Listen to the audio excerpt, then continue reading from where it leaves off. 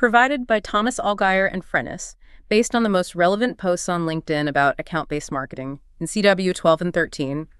Frenus is a B2B market research company working with enterprises to optimize their campaigns with research-grade account profiling and insights. You can find more info in the description. Absolutely. So welcome to today's deep dive. We're really thrilled to have you with us today. Our mission for this one is to cut through all the noise and deliver the absolute top account-based marketing trends that we've seen sweeping across LinkedIn over calendar weeks 12 and 13. Yeah, we've basically aggregated the most vital insights from B2B marketing professionals, and we're going to synthesize them for you right here so you don't have to go scrolling for hours. Exactly. But before we get into the modern mechanics of how these ABM campaigns actually work today, I feel like we need to establish a baseline. Like, if we look back just a few years, what did the standard approach to ABM actually look like? I mean, honestly, when you think of the old approach, the best mental model is, it's like a medieval cannon. Oh, a cannon, right. Yeah, you just think of blunt force. You pack the barrel with as much gunpowder as possible, which in this case is just massive marketing budgets and completely generic messaging.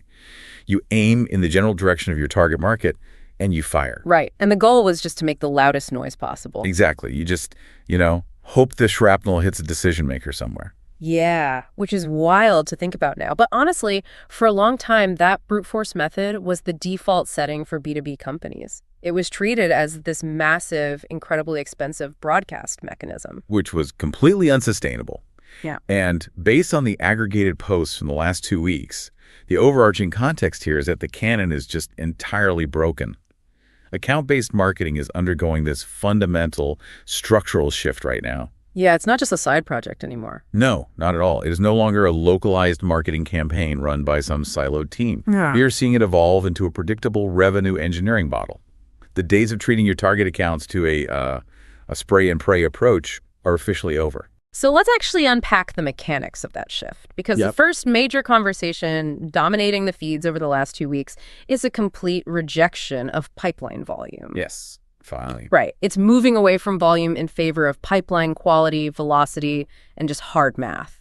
Because for years, the ultimate brag for a marketing leader was walking into a board meeting and pointing to this massive bloated pipeline. Oh yeah, just looking at the sheer dollar amount. Exactly. But high pipeline volume is actually a dangerous vanity metric if you look under the hood and realize none of those deals are actually actively moving through the stages. Yeah. A bloated pipeline essentially functions like a smokescreen for deal drag. Yeah. And Debjit Sen made a brilliant point about this specific dynamic. Oh, what did he say? He argued that in account-based go-to-market motions, so the overall strategy of how a company prices and sells to a target audience success isn't about opportunity counts. Right. It isn't about multi-touch attribution reports that look pretty on a dashboard.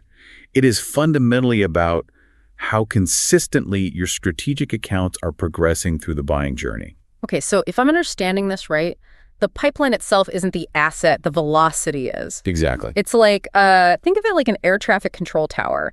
If you have 500 airplanes circling the airport indefinitely, that isn't a successful operation. No, that's a nightmare. Right, that is a crisis waiting to happen. A successful operation is having 50 planes approach and land smoothly, one after the other. That's a great way to put it. Thanks. I just think if your sales and marketing teams feel incredibly busy, but your most important target accounts are just circling endlessly in those early discovery stages, the system is just failing. Yeah, that is a perfect analogy. And getting those planes to land requires a flawless, ideal customer profile, or ICP. Right, the ICP. Yeah, for the listener, your ICP is that exact blueprint of the perfect company that gets the most value from your product. Yeah. But Raman K. Singh shared a pretty hard truth about this on LinkedIn. Oh, yeah, I saw that post. Yeah, he pointed out that an account can perfectly match your ICP. And they can have the perfect industry classification, the perfect head count, the exact right internal tech stack, and still have absolutely zero intent to buy anything from you in the next 90 days. Wow. Which means targeting them with heavy resources just because they look right on paper is a massive waste of capital. Exactly. You are essentially sending like high-end executive gifts and highly polished, expensive ads to a brick wall. Yep. Your activity metrics will go through the roof, but the actual revenue pipeline remains entirely stagnant. Right. Singh makes it really clear that the accounts worth running a full, resource-heavy enterprise strategy against have to possess two things simultaneously.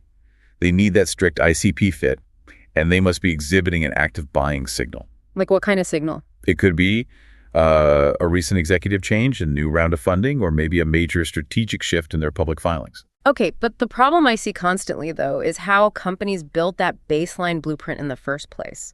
Like, how do you actually fix a broken ICP? That is the million-dollar question. Because most organizations seem to fall into one of two traps. Either they cast the net so wide that their ICP is basically anyone with a pulse and a budget. Right. Everyone is our customer trap. Exactly. Or they create an ICP so incredibly narrow and specific that their sales team can't even find those people in the database. But Haley Martin shared a highly practical framework for solving this exact issue. Oh, I love her framework. It's so ruthlessly pragmatic. It really is. She suggests focusing on 3 distinct layers to refine your targeting. The first layer focuses entirely on reachability. Meaning, who can you actually get in touch with? Exactly. Who can you actually reach? If your theoretical ICP is based on highly specific data points that you cannot actually filter or target within your current tech stack, that ICP is completely useless to your frontline teams. Yeah, so if your perfect customer is a company that uses a very specific legacy software, but there is literally no database on Earth that can legally provide you with that info, you just have to abandon that criteria. Precisely. You have to be realistic. Then, layer 2 shifts to velocity. Right, who buys the fastest? Yeah, and this is counterintuitive for a lot of enterprise teams because your best ICP often hides in your fastest sales cycles, not your biggest, most glamorous logos. Oh, absolutely. If a mid-market tier closes in 3 months while the enterprise tier takes 18 months and requires massive discounts, your math might dictate focusing on the mid-market. Make the math work for you. Right. And finally, layer 3 looks at the company stage. An early-stage startup trying to establish product-market fit requires a drastically different messaging approach than a mature, publicly traded enterprise focused on risk mitigation. Yeah, that changes the entire dynamic. Yeah. Once you have that math locked down, you have stripped away the vanity metrics to focus on velocity and a pragmatic ICP, you hit the next major operational hurdle. Well, you know the exact company you want to target. But an enterprise isn't a single entity. It's a complex web of human beings. Oh, right. So figuring out exactly who inside that account you need to engage with and when is where the strategy shifts from the company level down to the human level. Broad account targeting is rapidly becoming obsolete. Yeah, it really is. It's being replaced by precise surgical engagement with specific members of a buying group. And Shimon Benayoun shared an interview with Nick Mason that captured this transition perfectly. Oh, the signal-verse concept. Yes, the signal-verse. I want to linger on this because the mechanics of the signal-verse are critical for you, the listener, to understand. Look, everyone in the B2B industry has access to the exact same third-party intent data. Right, everyone's buying the same list. Exactly. Your competitors are buying the same generic lists from the same data vendors that you are. They all know that certain accounts are broadly surging in interest. So if everyone has the same map, where is your competitive edge? Well, the edge lives in how you combine that shared data with your own proprietary ecosystem. Explain that a bit more. Sure. So third-party data is just a collection of digital breadcrumbs scattered across the internet. The signalverse is about taking those shared signals and interpreting them alongside your own first-party data. Ah, like the specific ways those individuals are interacting with your unique website. Exactly. Your website, your emails, your webinars. It is about building an ABM architecture that actually learns and compounds its intelligence over time rather than just reacting to generic alerts. And Trinity Nguyen offered a highly concrete example of what this looks like on the front lines. She pointed out the stark difference between account-level data and contact-level data. This is such a crucial distinction. It really is. If your system generates an alert that says, Acme Corporation is researching your topic, that is incredibly weak. It's almost useless data. Yeah, let's walk through the reality of an SDR, a sales development rep, receiving that alert. They get a notification about Acme Corporation.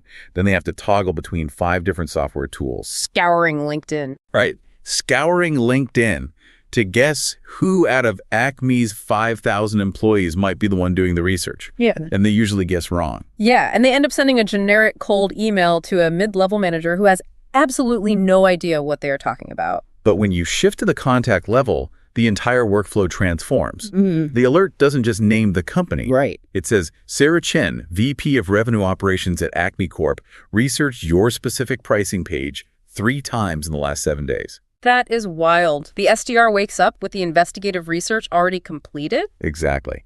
And for context, revenue operations is the team that manages the technology and processes for sales and marketing. So knowing that the VP of that specific department is actively engaged is just absolute gold. The context is baked right into the alert. I do anticipate a bit of skepticism from the listener here, though. Oh, how so? Well, tracking exactly how many times Sarah Chen clicked a link or logging exactly how many seconds she lingered on a pricing tier, doesn't that feel a little bit like stalking? I mean, I get that reaction. Yes. Because if a sales rep calls a prospect 5 seconds after they download a white paper, it usually creates immediate friction and distrust. Yeah, that friction is incredibly real.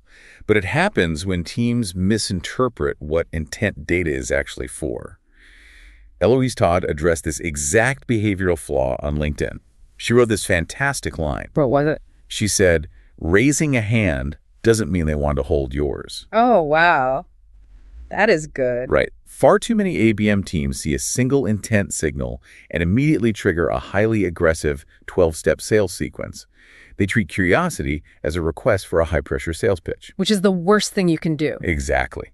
Todd argues forcefully that intent data exists for prioritization, not necessarily for immediate activation. You use the data to know where your sales team should focus their research, not as an excuse to kick down the prospect's door. Yes, you are looking for subtle signs that an account is warming up. And that allows marketing to quietly surround the buying committee with relevant content before sales ever makes a direct introduction. And Ali B expanded on this idea of subtle observation beautifully. She advises teams to look way beyond basic form fill. Oh, absolutely. The forms are too late. Yeah, if someone filling out a Contact Us form on your website is your primary signal, you are completely blind to the entire journey that happened before they decided to raise their hand. By the time they fill out that form, they have likely already made their decision. Yeah, they just want the pricing at that point. Ali B suggests observing person-level website behavior. Like what specifically? Like, are they leaning into the highly technical product documentation, which signals deep evaluation, or are they just browsing the homepage, which signals casual curiosity? Even more powerfully, she points toward leveraging conversational intelligence tools. Like Gong. Exactly, like Gong. And for those unfamiliar, Gong and similar platforms record, transcribe, and use AI to analyze actual sales calls. Right, but exactly how you extract value from that is what matters. Ali B suggests mining those call transcripts. What specific objections keep repeating in the early discovery phases across your target accounts? Oh, that's smart. Where exactly are the deals stalling? Exactly. And marketing can take those raw human objections and build highly targeted campaigns that answer those concerns before the prospect even has to ask. That is how you understand the buyer's context deeply without ever being aggressive. Okay, but the mechanical reality of this is incredibly daunting. It is a lot of work. Yeah, I mean, we're talking about mapping complex buying committees, tracking individual website behavior, analyzing call transcripts, and prioritizing outreach across hundreds of target accounts simultaneously. Doing that manually sounds like a recipe for total team burnout. Oh, 100%. So how do go-to-market teams actually execute this level of granular tracking without just exhausting their staff? Well, coping with that sheer volume of data brings us to the integration of artificial intelligence within the modern tech stack. The data requirements we're discussing necessitate a fundamentally different approach to daily ops. The speed at which AI is resolving these bottlenecks is just staggering right now. It really is. And Alper Yurter shared an anecdote that perfectly illustrates this acceleration. Oh, the list-building one. Yes. So he sat down to perform a standard routine task for an SDR. He needed to build and enrich a list of European B2B SaaS founders. Which is usually a nightmare. Right. In a manual world, this involves finding venture capital portfolios, scraping the company data, cross-referencing those companies against the firm's ICP, manually verifying hundreds of email addresses, and formatting a spreadsheet. That is easily a 3-hour task of pure administrative friction. And he did it in, what, like a fraction of the time? 11 minutes. Wow. Yeah. He managed to complete that entire workflow in 11 minutes. He connected Claude, the AI model, directly to Apollo, which is a massive B2B contact database. Right. He used natural language to ask the AI to pull target accounts from specific VC portfolios. He then had the AI automatically score those new accounts against his rigid ICP parameters right there in the chat interface. That's incredible. And finally, the AI queried Apollo to return fully verified contact cards. 11 minutes to accomplish what used to take 3 hours of grueling manual labor. And, when you abstract that out to the broader organization, it isn't just about making an SDR slightly faster. It is about completely restructuring the role of the account executive. The AEs, right, the senior reps whose primary job is to actually close the revenue. Exactly. And Miles Kane shared that his operations team is actively building a roadmap of 9 distinct AI agents designed specifically to strip non-selling activities away from their AEs. 9 agents, that's intense. Yeah, the architecture of these agents is fascinating. They are building a signal agent that operates autonomously in the background, scanning target accounts daily for trigger events like fresh executive hires or new product launches. Oh, wow. They also have a meeting prep agent that listens to the CRM data and generates a comprehensive pre-call briefing in real time. Complete with contact intelligence and recommended discovery questions, I imagine. Precisely. They're even building a deal acceleration agent. What does that one do? Well, imagine an AI that instantly analyzes the transcript from a discovery call, identifies the core business pain points the prospect mentioned, and automatically generates a formatted business case document for the buyer champion to take straight to their CFO. That is wild. So the ultimate goal is an AE who spends absolutely zero time on administrative research or formatting emails. Right, allowing them to dedicate 100% of their cognitive energy to actual selling. This paints a picture of a hyper-efficient sales utopia. But I think it forces a highly uncomfortable question for you, the listener. Which is? What happens to the human marketer in this heavily automated world? Like if the AI is pulling the lists, writing the pre-call briefs, scoring the intent data, and drafting the follow-up emails, what is the strategic role of the human beings on the marketing team? Yeah, that is the existential question right there. And Alex Brayshaw and Michelle B. provided essential clarity on this on LinkedIn. What do they say? Alex points out a glaring flaw in current AI outputs. A lot of AI-generated value propositions and cold emails look incredibly polished on the surface. Right, they sound very professional. But when a human expert actually digs into the copy, it often lacks any real, nuanced, account-specific insight. AI is an absolute miracle worker when it comes to rapid research, generating options, and scaling data processing. Right. But it has no lived experience. You still absolutely require human judgment to decide which specific business problem is actually worth solving for the client. Yeah, and AI cannot understand the political dynamics of a target company's boardroom. It doesn't know why your company was founded or the philosophical nuances of your market positioning. Exactly. And Michelle B. highlighted this exact issue, referring to it as the governance gap. The governance gap, I like that. Yeah, the underlying technology has literally never been more capable. You can execute in hours what used to take weeks of coordination. Yeah. But the board of directors does not care that your marketing team is using exciting new AI tools. No, they definitely don't. They care that the revenue pipeline is predictable and growing. So the technology is virtually perfect, but the governance gap, meaning that strategic human oversight required to stitch these disparate AI agents into a cohesive, predictable revenue engine, is wider and more dangerous than ever. The AI needs a human to set the coordinates. That's exactly it. Oh, yeah. And, we've spent this time thoroughly examining the digital architecture, right? Yeah. The hard math of pipeline velocity, the contact level tracking, the AI integrations. But digital theories eventually have to survive contact with the physical world. And that is where it gets messy. Right. Recently, practitioners gathered at the European ABM Forum in Amsterdam, specifically to discuss what happens when you try to operationalize these strategies across disparate regional teams. And moving from digital theory to operational reality exposes a lot of friction. It really does. Ingrid Archer actually delivered a keynote insight at the forum that reframes how we should look at the timeline of a deal. She noted that the traditional B2B buyer journey is stretching rapidly in 2 completely opposite directions. The shift left and shift right concept. Yes. She argues that modern marketers need to simultaneously shift left and shift right because the old linear funnel model of awareness, consideration, and decision is just fundamentally dead. It's gone. The reality today is that most enterprise buyers have already constructed a mental shortlist of vendors before they even initiate formal, trackable research. Right. Think of the buyer journey like building a high-speed rail line. Shifting left means your marketing team has to act like the advanced surveyors.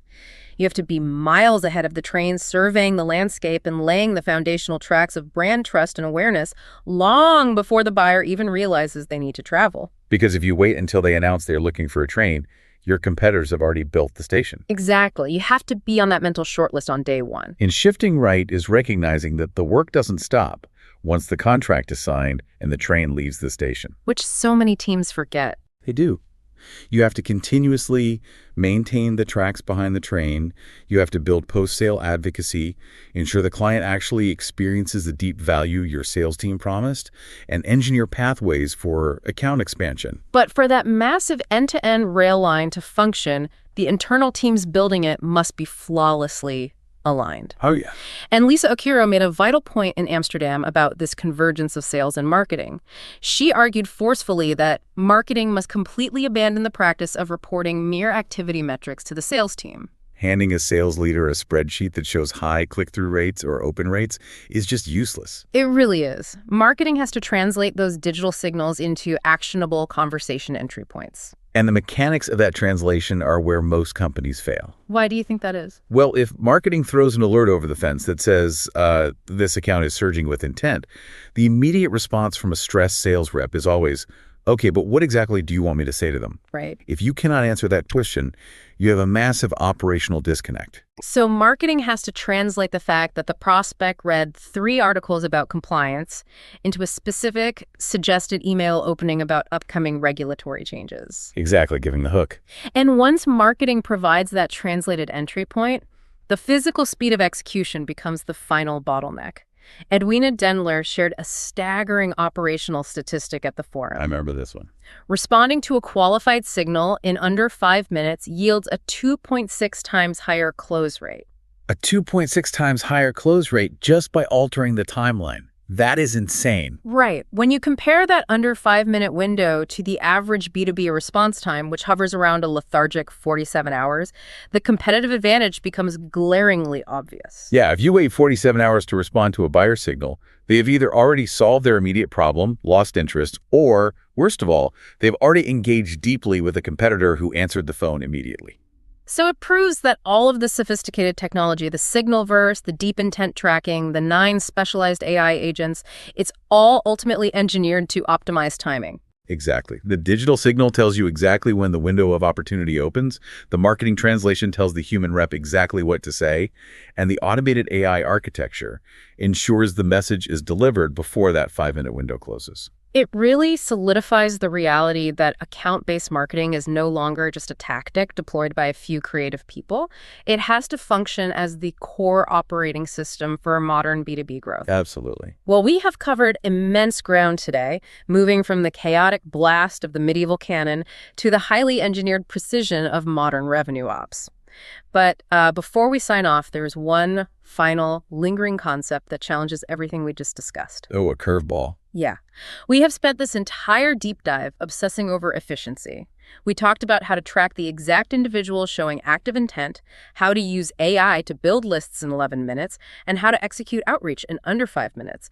But Steve Armenti shared a perspective on LinkedIn that completely inverts this entire methodology. Right, the 95% problem. Exactly.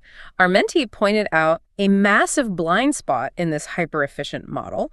Most modern B2B companies are dedicating 100% of their technological infrastructure to fighting over the exact same 5% of accounts. Yeah, they're obsessed with the 5% that are actively in market, the ones already researching, the ones throwing off those trackable digital signals. But mathematically, that leaves a massive void.